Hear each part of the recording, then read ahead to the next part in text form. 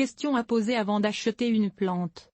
Et à qui les poser? Vous avez rarement une encyclopédie dans vos mains quand vous visitez une jardinerie, malgré que je vois assez souvent des gens fouiller dans un de mes livres qu'ils apportent justement pour cette raison. Comment alors savoir si la très belle plante que vous venez de trouver sera un bijou ou un navet? Le bon conseiller photo, Garden Blog, Winterthur. Org d'abord, il vous faut trouver le passionné des plantes. Cette personne, et toutes les pépinières en ont au moins une, qui s'y connaît vraiment dans les végétaux. Notez bien qu'il s'agit souvent d'une femme et que, si j'utilise exclusivement le masculin ici, c'est pour ne pas alourdir inutilement le texte. Il ne sert à rien de poser vos questions au jeune étudiant engagé pour l'été qui, aussi gentil qu'il puisse être, ne sait que répéter, comme un perroquet, ce qu'il a entendu les autres dire.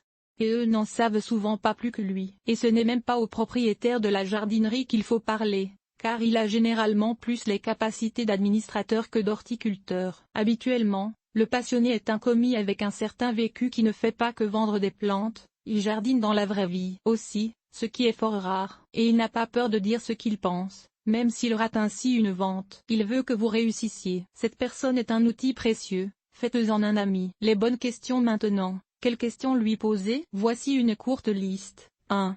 S'il s'agit d'un arbuste, un arbre ou une vivace, cette plante est-elle rustique dans ma région, sans protection? On ne peut pas se fier à la zone indiquée sur l'étiquette, car tristement les pépiniéristes ont tendance à exagérer, parfois de façon réellement éhontée. 2.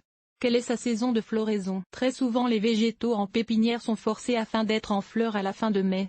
Leur vraie saison de floraison peut être tout autre. 3.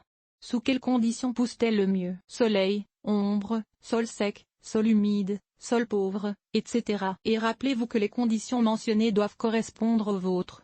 4. Exige-t-elle un tuteur pour rester debout? La moindre chose qu'on devrait pouvoir demander à une plante est de rester debout, non? 5. A-t-elle un problème récurrent d'insectes ou de maladies qui minent vraiment sa santé ou son apparence? 6. Demande-t-elle un entretien poussé ou tatillon pour rester belle? Taille fréquente, suppression des fleurs fanées, suppression de drageons, etc. 7. Est-elle excessivement envahissante? Et si le passionné fait la moue ou hésite, posez-lui la meilleure question d'entre toutes. Planterez-vous cette plante chez vous? Ne soyez pas déçus si votre passionné déconseille la plante que vous lui montrez, car je suis certain qu'il pointera aussitôt la plante que vous voudriez vraiment, celle qui donnera des résultats superbes sans le moindre effort, et c'est ce que vous voudriez dans votre jardin.